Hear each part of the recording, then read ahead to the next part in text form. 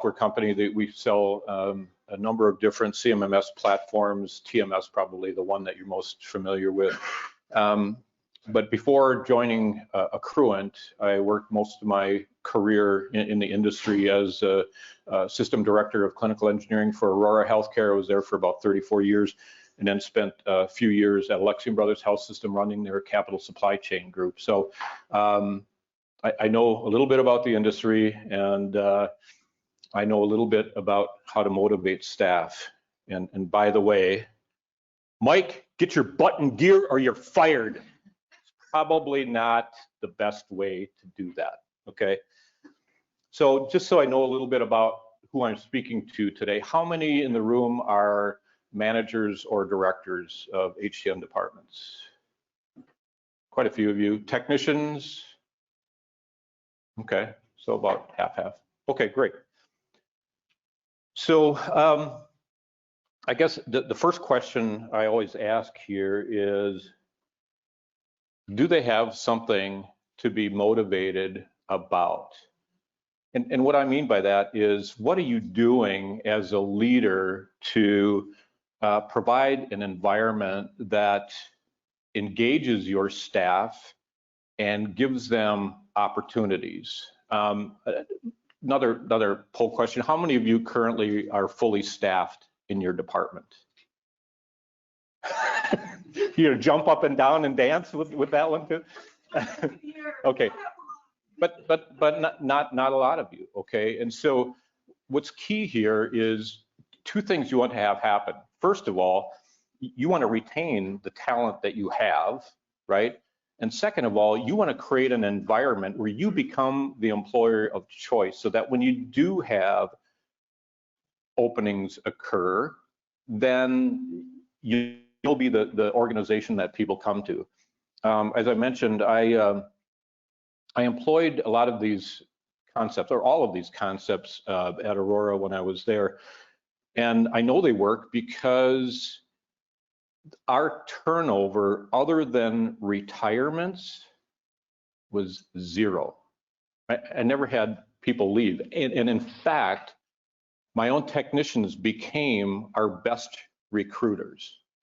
Especially on the imaging side of things. We had hired some guys that were former OEM field engineers, and they came to work for us, and the environment that they had to work in was very, very different from anything that they had experienced before.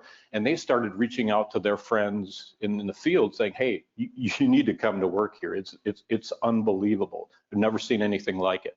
So trust me when I tell you, these things do work. But what are the other things that you're doing as a leader to make sure that you have opportunities for staff, that you're stepping outside of just the traditional HTM functions of PM and break fix, right? Do you have people that are involved in cybersecurity? Well, today you'd better, right? Because it's something that we're all compelled to deliver on.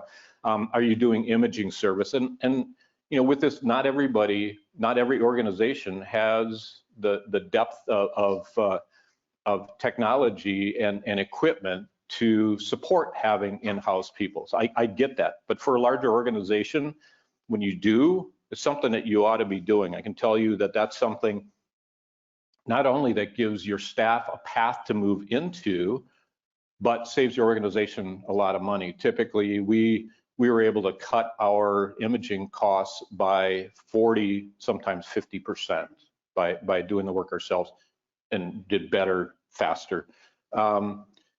Equipment distribution, right? I traveled to the UK and Amsterdam, and that's something that they're faced with as well. You talk about staff shortages in HTM. Well, there's staff shortages everywhere. We were just talking about, there isn't a single restaurant that I go to that hasn't cut back on their hours because they can't find staff, right? And it's the same thing in Europe, and clinical staff is at a severe shortage. And so equipment distribution is something that HTM departments are starting to take on to make sure that nursing staff has what they need when they need it, doesn't waste a single minute having to go source out equipment to take care of patients and gives them more time at the bedside. Similarly here, I'm going to talk through, some of the things that we did to maximize the time for technicians to do what they love to do, which is work on equipment, okay? Equipment disposition. So at the end of the useful life of equipment, or if you've got equipment that's underutilized or unutilized, how is that managed, right? Is that something that you could take on to save your organization money and provide greater opportunities? I will tell you that for the program that we implemented at Aurora, we saved our organization over $1 million annually. Now think about that for a minute. Anything that you do that can provide that level of bottom line impact.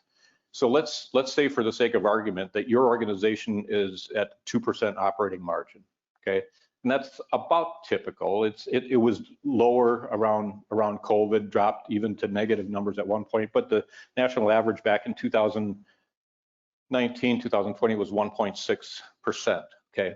So at 2% operating margin, in order to have that same $1 million impact to the bottom line, your organization would have to generate $50 million in new revenue, okay? So it's huge, right? It can have a huge impact on your organization, and it can also be something that very much motivates your staff.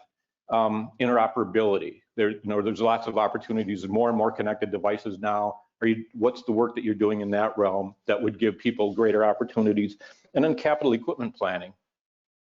Another thing that can have a huge impact on your organization and save them a lot of money and help them make the right decisions. So, I mean, these are all things that you as a leader can engage in that gives your staff more opportunities.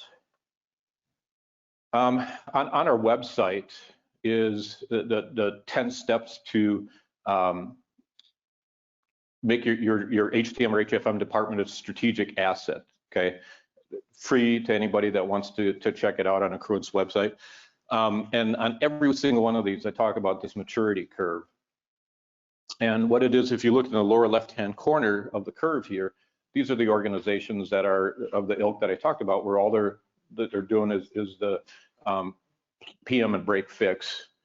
But as you move up that curve, not only do you increase the value creation and recognition within your organization or within your hospital system, you also increase your operational effectiveness and productivity. And the steps that I outlined to get there starts with data integrity and data structure. So making sure that, and when I talk about this, everybody thinks about, okay, manufacturer model, device category, having that all cleaned up and aligned. And that's part of it. A part of it too is making sure that your technicians are documenting every single thing that they do, okay? Data is gold, okay? My organization was driven by data. And when I talk about the importance of having your technicians document everything that they do, that gives you information about how they're spending their time, okay? There's a statistic in our industry, and one that we tracked very, very closely, that was annual device hours per technician. So it's the time that they spend actually working on equipment, either fixing equipment or fixing the customer, right? The average in our industry is 1,000. Now think about that for a minute. 80 hours in an FTE, less than half of that spent doing what you hired them to do. That's crazy, right? So by documenting and tracking and analyzing those hours and how people are spending their time, it's just like creating a personal budget, right? You start out by just documenting everything you're spending money on, okay, without judgment.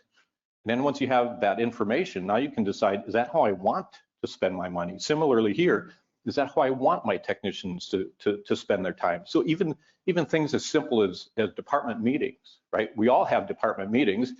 Typically they're an hour, right? Do you need an hour?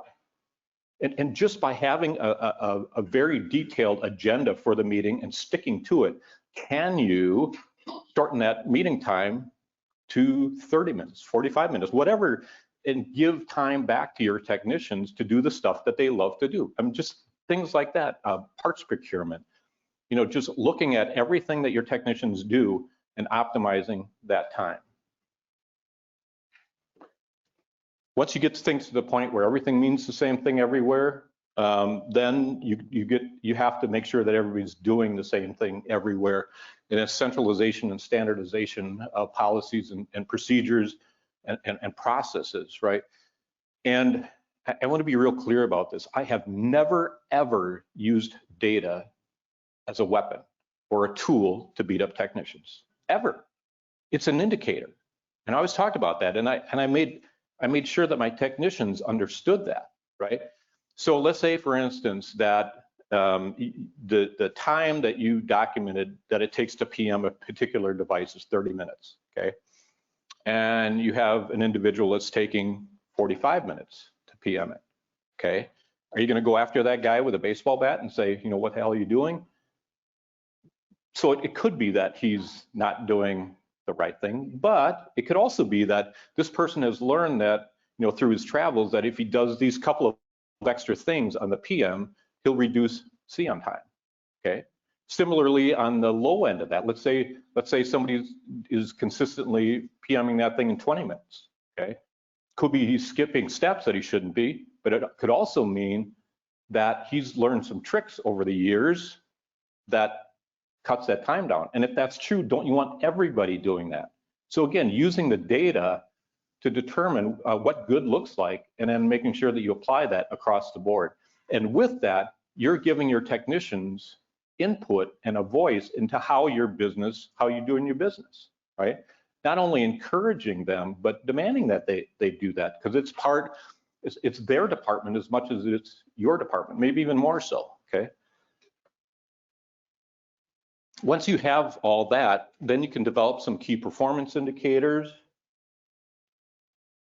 You increase your visibility and accountability within the organization as a result, because you can report out what you're doing and how you're doing it. And then lastly, it's customer satisfaction. You'll have an impact on your customer satisfaction as well. How do you know? Because you're measuring that too. You should be measuring that. You should be looking at, what is my customer satisfaction? What are the things that are bringing that down? Are there ways that I can improve on that? And then making sure that your staff knows what those numbers are and where you're falling short, and they have a role in making it better.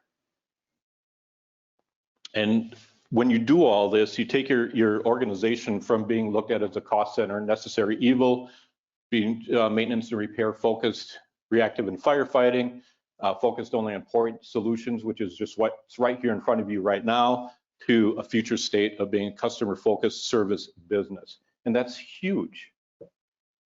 Okay. What happened here?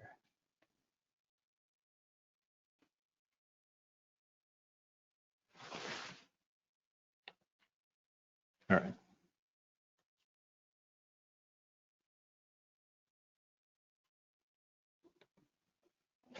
All right, now let's talk about staff. Because in a recent survey, the 24/7 survey, over the last couple of years, the average age of a technician in our industry is 49.5 years, okay? Then there's like 50% are over 50, and only 30% are under 30, okay? Why does, and that number keeps climbing every year. Why is that? Because as people are getting older and eventually retiring, there aren't the same number of people coming into the industry with that younger age group, right? And so it's important to, again, make sure you're retaining the staff that you have, but also creating an environment where you want people to come in and come to work for you. So let's talk about, you know, baby boomers now have broken out into two separate groups. There's boomers 1 and boomers 2. Boomers 1, I think it's 68 and older, and boomers 2 is, and I'm in a boomers 2 moving toward the boomers 1. Gen X is 42 to 57, Gen Y 26 to 41, Gen Z 18 to 25. An interesting thing about this is I find that the folks that came into the field in my generation were, and trust me, I don't want to make generalizations here, but I think they were much more focused on what I call hygienic motivators. Things like salary and job security. Okay, I tell you, those were very, very important to me when I was looking for a job, and quite frankly, might have kept me in the same job because it had more job security than if I had moved somewhere else. And I think everybody wants that, but I think in overall, there was more focus on that than the Gen X, Y, and Z staff, who they really want to feel as if they make a difference, that they have purpose in what they do. It's interesting to me how little that has changed over time. One of my favorite books is Man's Search for Meaning by Viktor Frankel. And in that, he cites a study that was done by Johns Hopkins University of like 48 different university students, universities, and like 5,000 different students. And in surveying them about what was most important to them, like 16% or 17% cited making a lot of money as their number one driver. 73% cited having a purpose, feeling as if they had a purpose. And by the way, that study was done back in 1948. Okay, so even back then, having a purpose was something that was a main driver for people. Something else that's interesting. There's a thing, I don't know how many of you have heard of the digital natives, the concept of a digital native. So digital natives are people that were born into the digital age, right? I don't know about you, but I mean, my grandkids know more about technology than I do, and I'm an engineer, okay? Because they were born into it, okay? But there's some things that come along with that. They consider technology a necessary part of life. They're naturally tech savvy because they deal with it every single day in everything they do in school and at home. And they're very comfortable with computers and digital devices, instant messaging apps, email, social media, and computer games. And it says here, you can compare them to native residents of a foreign town who know the language and are masters of the terrain. Digital natives speak the language of tech and are masters of digital technologies. You know what that makes me? A digital immigrant, okay? I mean, I can learn digital technology and have, but it's not inherent in me. I didn't grow up with it, right? The important thing to understand about that, well, come on. Oh, okay. The significant characteristics of digital natives: they can efficiently multitask and switch from one activity to another. Intuitive learners, learning by figuring things out instead of reading manuals. Less likely to view people in a hierarchical structure, as the internet makes everybody seem equal. They value speed and may not have the patience for delayed results. How many people have like a Gen Zer working for them today? Okay, a lot of you. So here's the thing that's interesting that I found with them is they, after like 6 months, be like, what's the deal here? I've been here 6 months and I haven't gotten a promotion yet, right? They want that immediate satisfaction and advancement. And I'm not saying that you should necessarily accommodate that, but if you don't have different technician levels within your organization, that's a great way to accommodate that, number one. And number two, make sure that you, as they come in the door as part of their orientation, make sure that they understand what the criteria is for advancement, right? So you set that expectation right out of the gate, right? Don't come to me in 6 months and say, I haven't gotten promoted, because guess what? If you meet this criteria, and by the way, there's a business need, then that's how it works here, right? But you set that expectation right out of the gate. It's interesting, an analogy that they make, like I said, is a digital immigrant. I liken it to like a 55-year-old business owner who asked the secretary to print out his boarding pass and you know, his emails before he leaves to go on a trip. A digital native is somebody who is checking emails and creating lists on their phone while they're watching Netflix, right? I mean, it's unbelievable. So leverage that. You can take advantage of that, right? I want to talk a little bit about the carrot and stick management methodology. So when I started in my management tenure, this is something that we were taught, is the carrot and stick methodology. And what that is you reward the things that you want and expect that you'll get more of them, okay? You punish the things that you don't want, and the expectation is that you'll get less of that. Well, it's been learned over time that that doesn't work really well. In fact, I got this from another great book. If you haven't read it, I recommend it, Drive by Daniel Pink, The Surprising Truth About What Motivates Us. What's been found is that carrots tend to extinguish intrinsic motivation. Does everybody know what intrinsic motivation is versus extrinsic?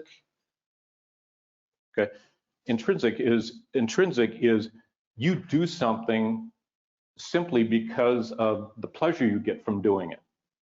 Okay, extrinsic motivation is something, going back to carrot and stick, where you do something because you're trying to earn a reward or avoid a punishment.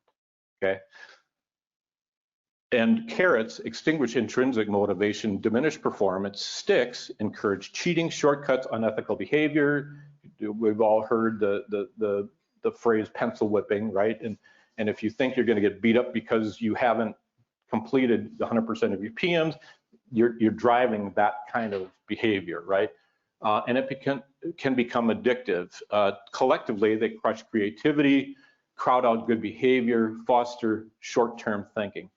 Why do you think this is? Why do you think that carrot and stick does this? Any thoughts?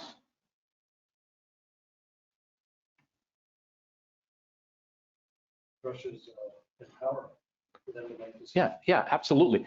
All of this comes from you, not from them. Okay?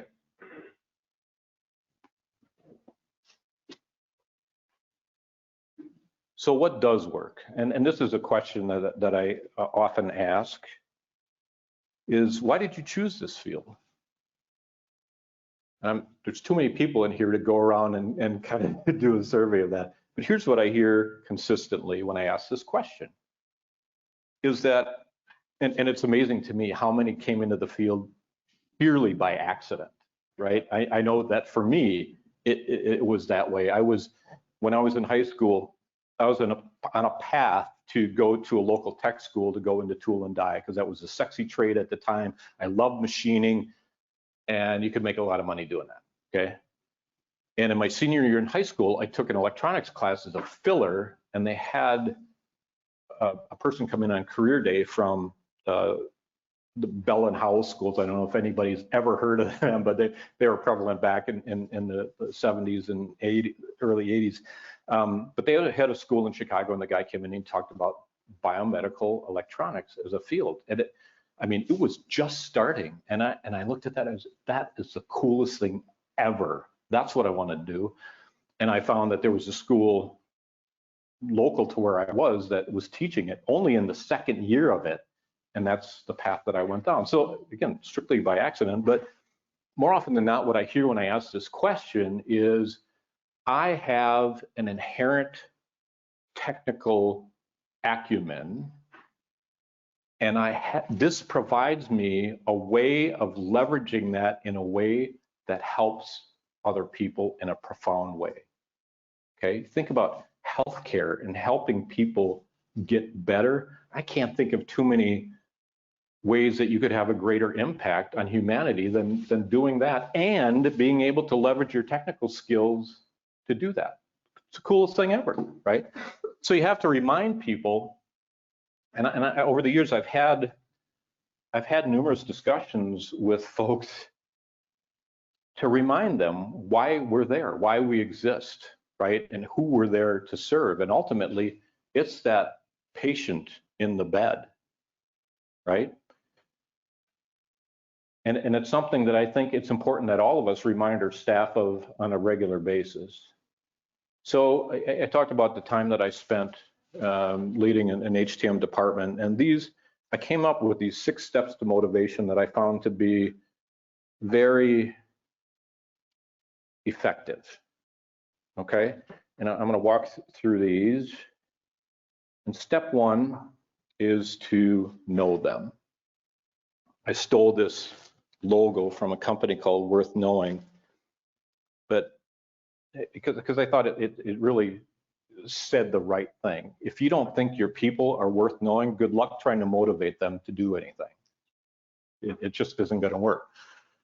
You have to know what's important to them, what drives them, what you have to know something about their family, things as simple as their birthdays. Now, I got lots of help from my HR department back in those days where I would get reminders of when my staff's birthdays were.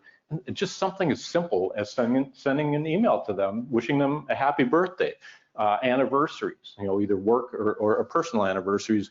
And the other thing about this too is there may be situations that would help you make the right decisions if you had knowledge. And I cite the example of an individual who reported to me who had a very special needs child. And when something went sideways with this child, I mean, he had to address it immediately, right? And so there were times where he had to just go do that. And if I had not known that, it's very likely this person would have ended up in a disciplinary situation and it would have ended badly. And outside of that, this person was a stellar employee, consistently went above and beyond, right? So by knowing that and providing the flexibility to accommodate that, do you think that we generated some loyalty with that individual? 100%, okay? I list out here Strengths Finders. Anybody familiar with Strengths Finder? A couple of you. So Strengths Finder is something that was developed by the Gallup group. You've heard of Gallup polls, right? And what it is if you purchase a book, it's like, I don't know, 12 bucks or something pretty cheap. And along with it, you get a code in the book that gives you access to an online survey. It's fairly extensive. It's sort of like, you've heard of Myers-Briggs, it gives you, it's like a personality thing, but this particular one outlines for you and identifies what your top 5 strengths are, okay?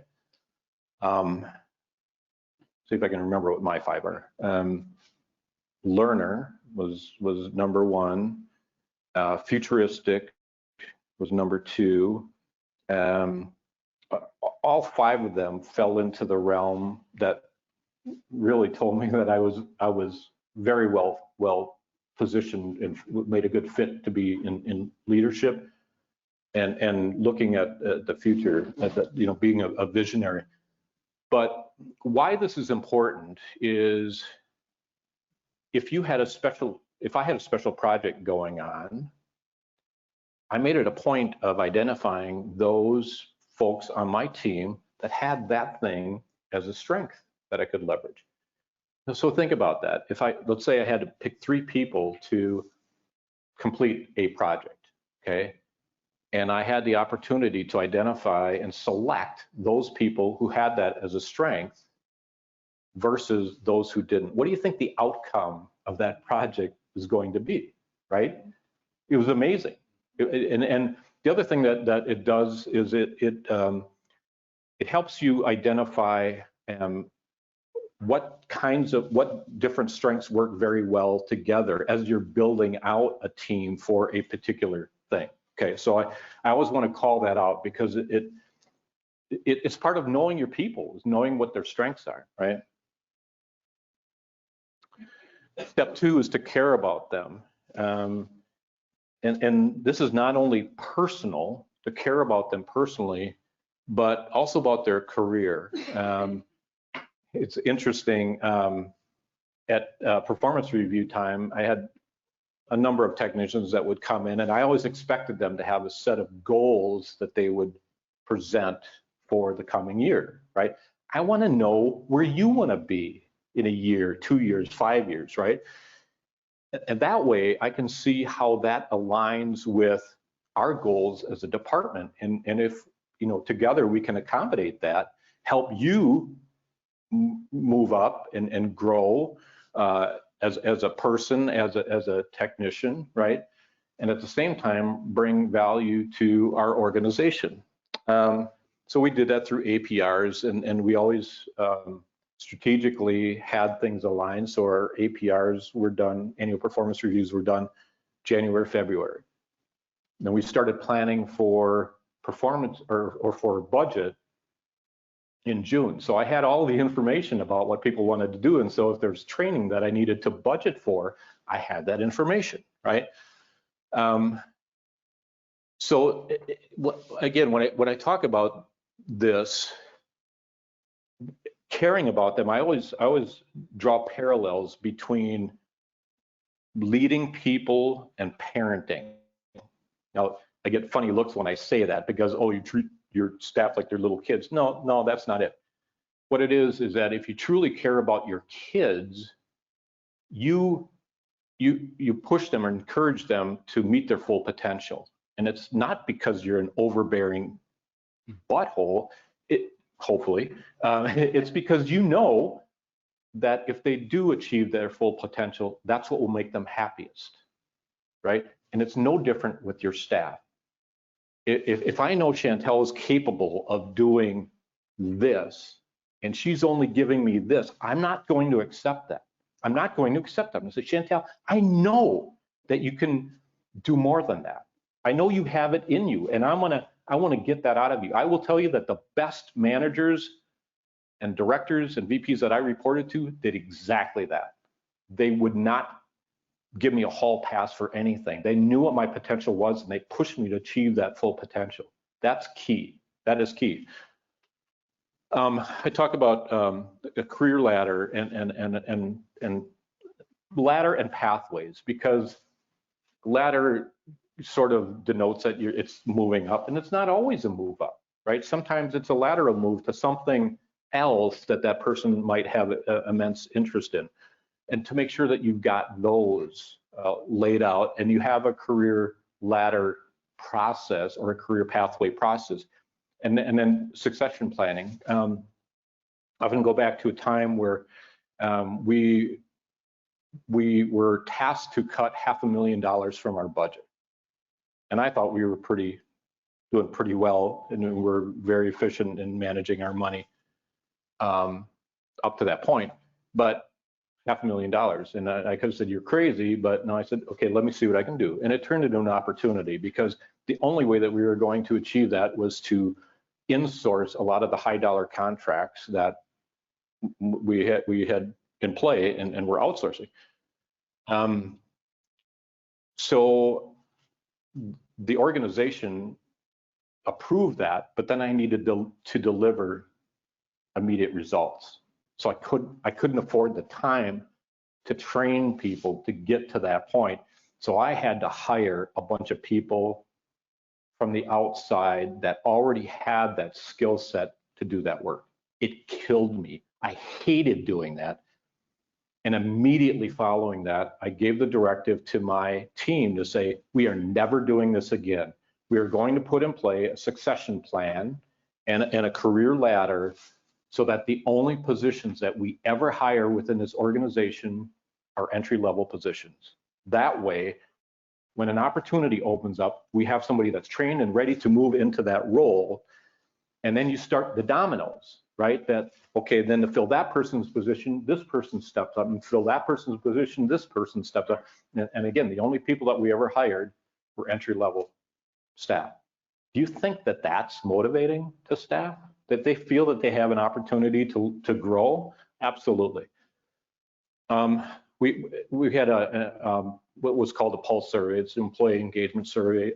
I'm guessing everybody in this room has some form of that. The question on that survey that I felt more important than any was my direct supervisor genuinely cares about me, and always scored extremely high on that, and I felt that was important to do so, because I wanted them to have that feeling. And again, it goes back to what I said, no hall passes, but if I care about you, I'm gonna expect the best out of you. I talked about strengths finders, and then setting high expectations. Jim Lico, who is the president of our parent company, he at a leadership meeting that we had, he made a statement that really resonated with me. He said, the highest compliment that you can pay someone is setting high expectations, because you're making a statement to them that says, I believe in you.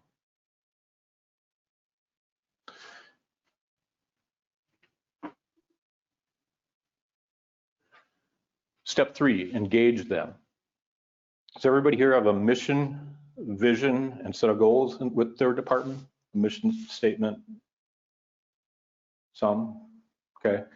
If you don't, I suggest you get one and create one. And it ought to align with your organization's mission, okay? But, Mike Busdicker and I differ a little bit on our thoughts on that, because he said you ought to just have what your organization's mission statement is. And I agree it should align, but your organization's mission statement is going to be a little bit broader, okay? You need to have a mission statement that says how you specifically contribute to the organization's mission, okay? And then have a vision about, where you're going to be in 5 years, and then make sure that your staff knows what that is and what goals you have, and more importantly, how they fit in, okay? And this should be part of your orientation process, to go through that with them and says, here's why we exist, okay? Here are the things that we are striving to accomplish. And by the way, Chantel, here's how you specifically contribute to that end, okay? They need to know that, because that's what grabs them and engages them. So on our onboarding process, we had a specific checklist to make sure, that they had everything that they needed to be successful day one. They shouldn't come in to the office and I park Terry at a bench here and hand him the policy and procedure manual and say, here, Terry, read this. You got any questions, come back and talk to me.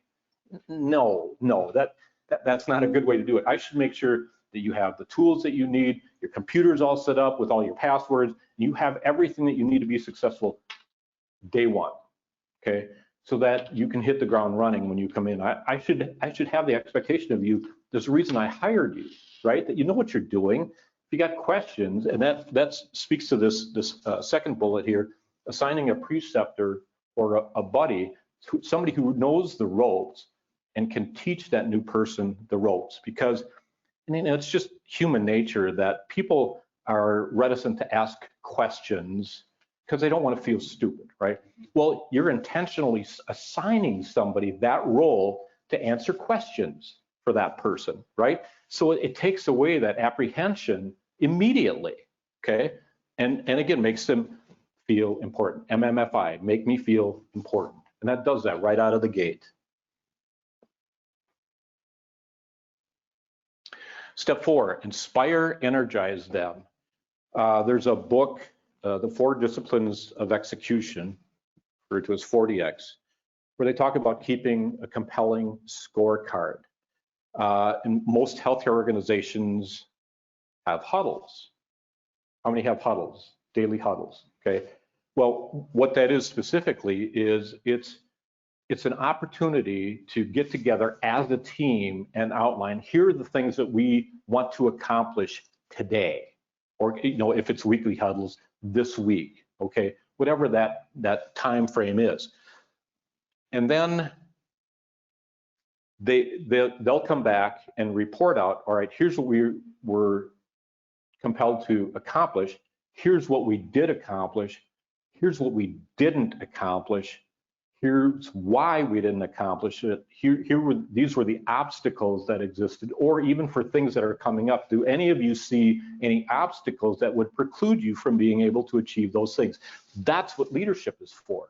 My job was always to clear those roadblocks and blow them up so that you could be successful, okay? Very short meetings, 5-10 minutes max, just, but again, you keep a scorecard, and everybody wants to play for a winning team. Well, how do you know if you're winning? You have to keep score, right? So make sure that you have some method of measuring what it is, how you're doing it, and how you're delivering against those goals, okay? Staff meetings, great way to do that. And I used to have, I mean, you have to understand that the department we had, we did absolutely everything in-house except for 3 modalities. We didn't do the gamma knife, the cyber knife, because they were very specialized, one-of-a-kind devices that I didn't feel we could maintain competency on. We didn't do the surgical robots because we all know how accommodating Intuitive is in helping people do that, right? But everything else we did in-house, okay? So when we had our quarterly staff meetings, we would get together and I would start at the meeting, giving an overall inspirational message, reporting out to the staff what it is that we had achieved in the previous quarter, what things we were looking to accomplish in the next quarter. But Aurora had an annual leadership conference, and as part of that, they would always invite a patient or a patient family member to come in and talk to the entire leadership group about how what we did had a direct impact on their life, okay? And so, I mean, that was it for me. That really motivated me. And so I took that into my quarterly staff meetings, and I invited clinical leadership to come in and talk to the team about how the things that we did impacted their ability to take care of patients. Very motivating to staff.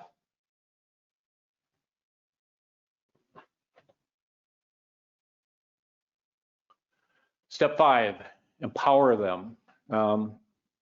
We developed an employee advisory committee. I guarantee you this was not a party planning group.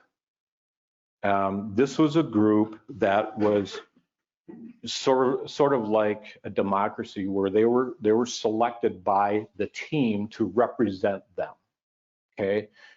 And again, going back to the scorecard thing, and the goals that we were trying to achieve, we empowered the staff to come up with ways for us to get better. So I'll go back to that quarterly staff meeting that we had, and we had, at a point in the meeting, we would have breakouts where each specific group would break out and talk about the things that were specifically germane to them. So the imaging team broke out on their own, the field service team broke out on their own, the business development team broke out on their own. And there was a time where I would just go off and do emails and make phone calls during that time. I thought, what a missed opportunity. So I started to take that time to meet with all of the new hires from the previous quarter to make sure that they understood that the fact that they were there said something about them. We had become the employer of choice in our region. And I said, just the fact that you're here means that you're a cut above, okay? Because whenever I have an opening, I would have a stack of resumes like this to go through. And the fact that I picked you says something about you, okay? So what do I want from you?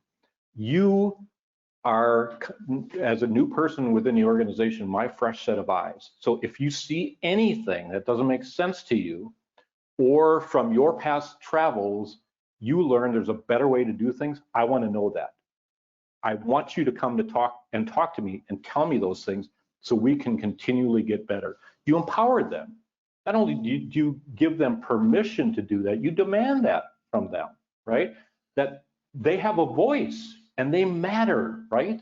Aurora had a tagline, finding better ways, and this was the staff's way to help us find better ways, okay?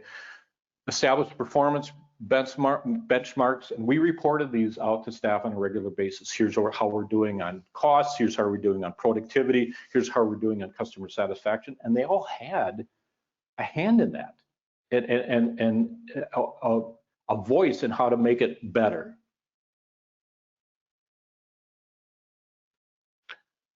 Step 6, reward them. You have to understand how they like to be rewarded.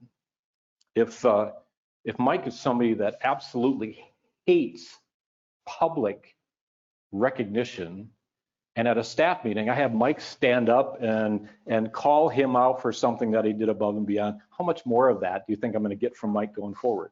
Yeah, probably not a lot, right? So it's important to understand how people like to be rewarded. I kept in my desk drawer a box of thank you cards, and I put it on my managers and directors to let me know whenever somebody on their team went above and beyond or did something outstanding. I would then handwrite a thank you card and send it to them, but not to their desk, not to their workplace, to their home. Now imagine what kind of an impact that had when they would open their mail and they get that, oh my God, honey, look, I got a thank you card from the boss for this thing that I did, right? It's huge. We had picnics and outings where, you know, living in Wisconsin, you got to do that kind of thing during summer, but we would find it like a centrally located park and invite all of the team to, you know, bring their family, their wives and their kids to. The leadership staff would pay for the like the brats and the buns and burgers and soda and water or whatever. Then people would bring a dish to pass. But it was an opportunity to create this family atmosphere and culture. I'll tell you, it's a lot harder to quit a family than it is to quit a job, right? Promotions, and again, make sure that it's in accordance with promotional career ladder policy. If anybody's interested, I can share with you the career ladder that we had developed, but there was specific criteria laid out. And as I said, for the new staff coming in, we went through that with them day one so that they knew what the criteria was and their expectations were set. If I want to get to that next level, these are the things that I need to do, okay? And again, I want to be clear about this. There has to be a business need. If your department is loaded up with Tech 3s and they're doing Tech 1 work, that's not a good situation, okay? And at the end of the day, you're making this statement to every one of them that they matter. Questions?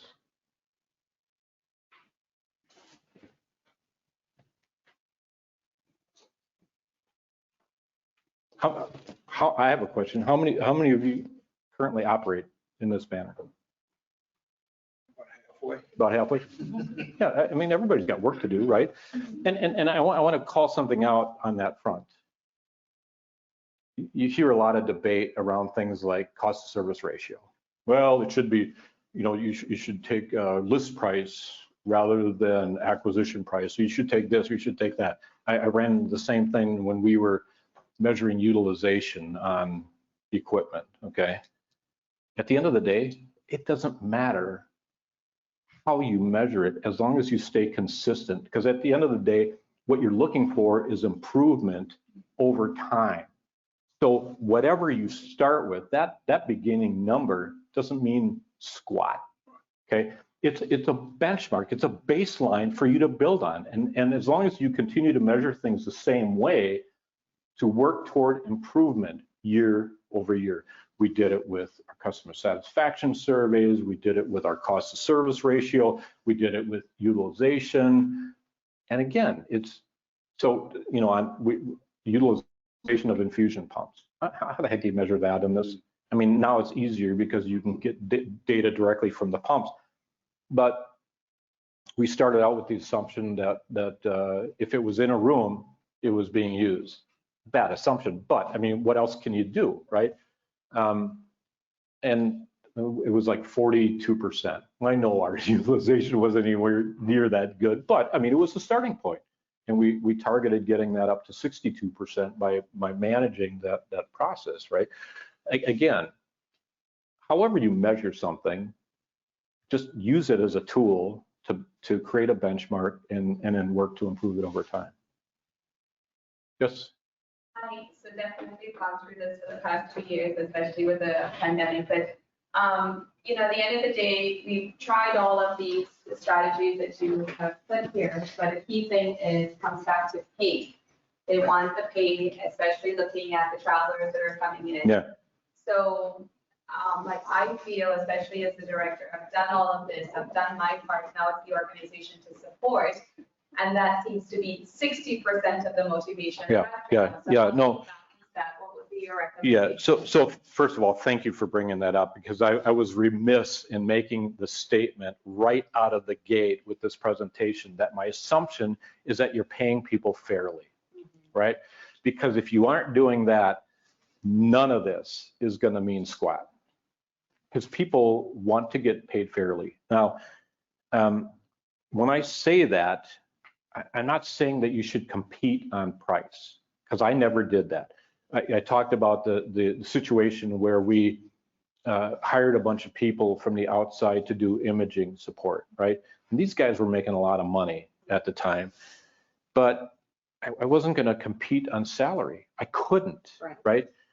But what I offered them instead was a quality of life, right? A lot of these guys had, 3-4 state areas that they were covering.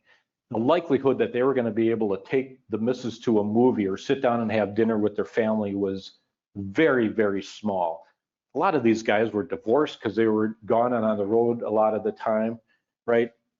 What I was able to offer them is you're going to have a finite geographic area to cover. You're going to have backups, right? There's going to be at least 3 people that do that work that you're going to trade off on call with, right? I'm going to give you a life. What's that worth to you? And I'm telling you, over time, like I said earlier, our staff became our best recruiters. And that definitely helped in some situations where I had another company willing to pull one of my employees, and he's like, unless you can give me the same quality of life that I have here. But then now I'm nervous because once they know that he's going to get the pay, now they're just going to give him the same schedule that I offer. What am I going to compete on? It comes back to the money. Yeah, it's a hard thing to do, and I went through that myself. I worked with my HR department very closely to try and make our pay competitive, because it wasn't, and I was losing people.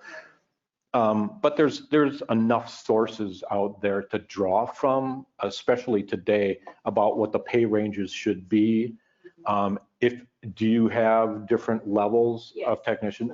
Because that was a big fight I had to get through too. I worked with them for probably 6 months just to develop the different levels of technician with clear job descriptions and job standards for each of them.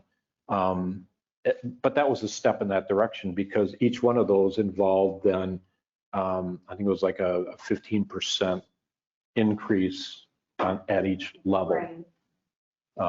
So if you've got that, like I said, there's a ton of sources out there. 24/7 does an annual survey, and it's regional. So I don't know where you're located, but if you're here in California, it's a lot higher. It's like, I know when I worked at TriMedics, all of their salaries are based on Indianapolis pay ranges, right? Because that's where their headquarters was. But they had geographic adjustments, and San Francisco was the highest. It was like 30%, and I guarantee you that didn't even come close to making up for the cost of living. Yeah. Other questions? Yes. You said there were the 2 classes of the boomer generation. What were the ages on that again? Yeah, so one is like 58 to 68,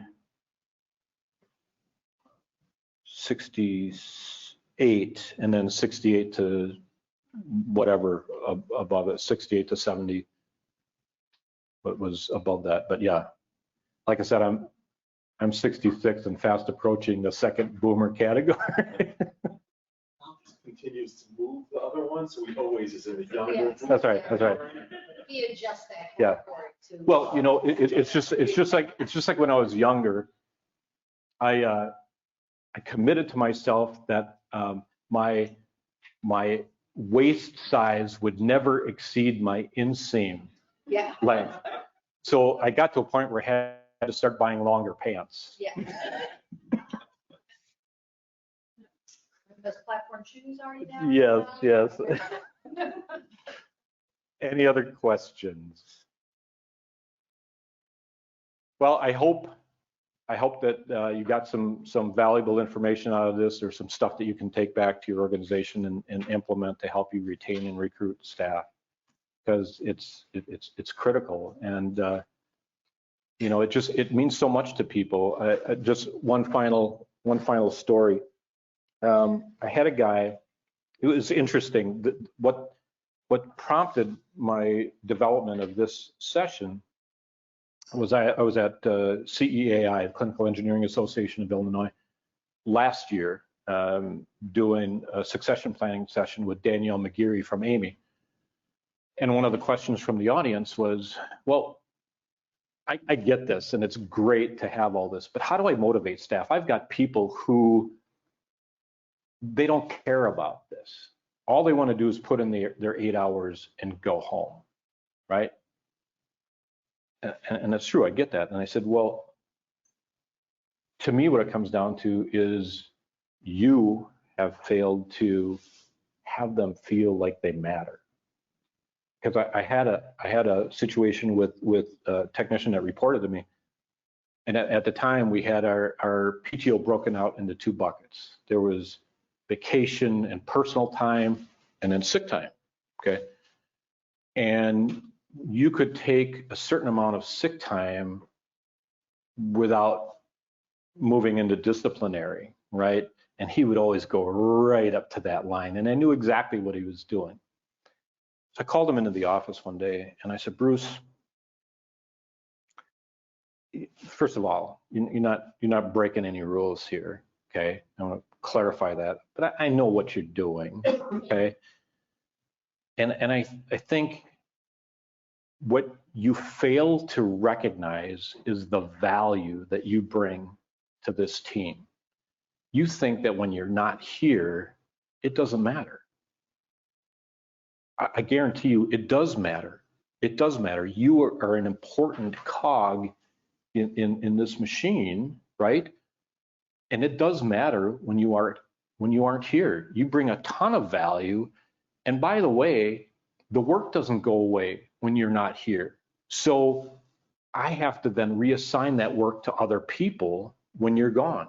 Would you want your coworkers to do that to you? I'm guessing not. I said, that's all. So like I said, you're not in trouble and you're not breaking any rules, but just think about that. And he stopped doing it. He stopped doing it. But again, all of this is around making your staff feel like they're important, like they matter, that they have a voice, that they're part of the process. I always told my staff, this isn't my department, this is our department, okay? But you have to take the steps to make sure that they feel that every day.